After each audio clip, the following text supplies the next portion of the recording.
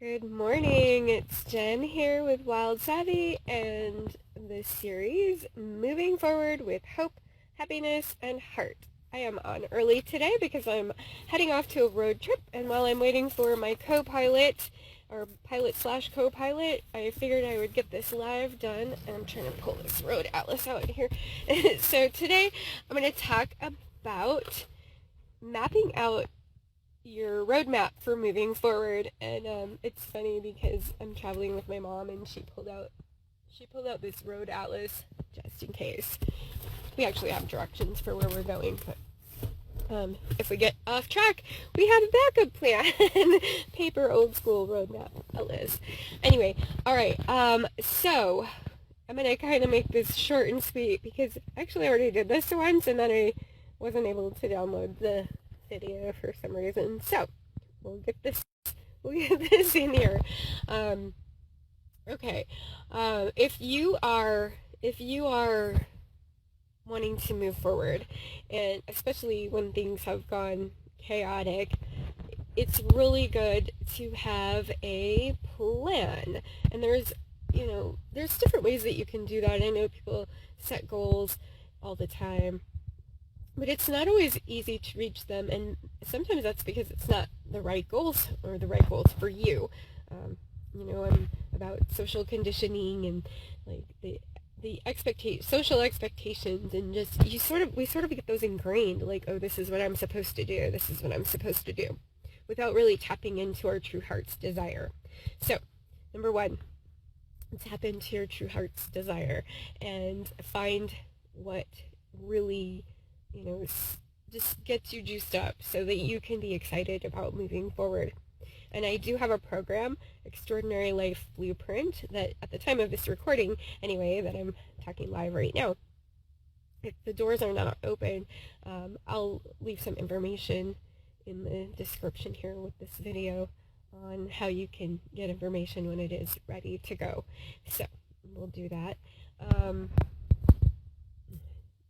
I might have to add that later, so for at least for the IGTV one.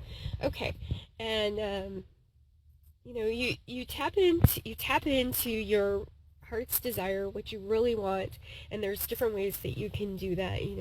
Finding out what do you stand for, what values are important to you, and what kind of objectives do you want to set that are in alignment with that to get you where you want to be, and not just get you where you want to be, but also to enjoy the journey along the way, because I think it's so important. You spend just a little bit of your time reaching your goals, and you spend a lot of time working towards them. So it's really important to enjoy the way that you're going about achieving your goals. So, for example, I think most people have a job just for the money, and I've done that too, and I do, just do the best to enjoy it to some extent. But if it's not really what's in your heart, it's hard to do that long term, and it's just kind of like you're waiting for the weekends or waiting for your vacation, and you're just doing the job for the sake of the money. So if you can find a way to make a living that's something that is in your real heart's desire, and not just making a living, but other things too, your social life, maybe you're contributing to your community somehow, things that are outside of money, like every part of your life.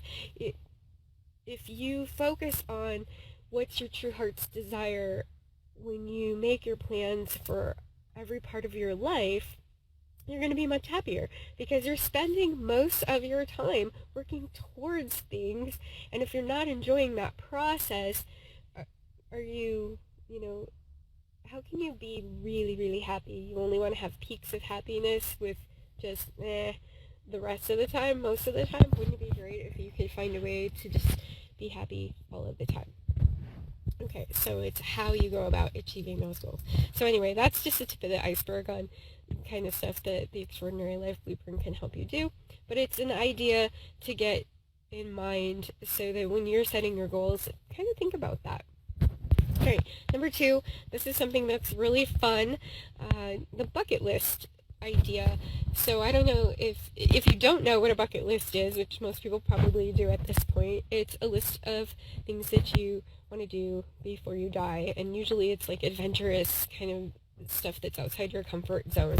Um, so I had at one point on my bucket list to learn how to ride a motorcycle, get my license, and own a Harley, which I thought that was like a huge stretch, and I thought I would actually not ever really do that. But I did, and I actually bought a Harley too, so that was kind of cool. That was fun. So I had that for a few years, and so sometimes you put something down, and you think, even when you're doing it, you're thinking, I'm probably not really gonna do that, which is what I thought, and then I did it.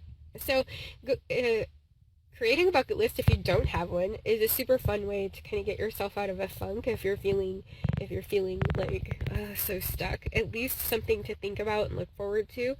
Reviewing your bucket list if you already do have one, updating it, and looking for things that you can take steps forward on. So that's your action item for today. Is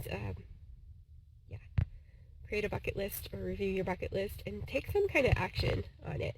And let me know what you did afterwards in the comments. We want to hear some exciting stories.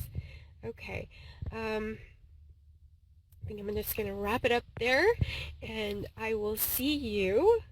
I have lots of ideas to talk about in the coming days, so I'm excited to share those things with you. So I will see you tomorrow.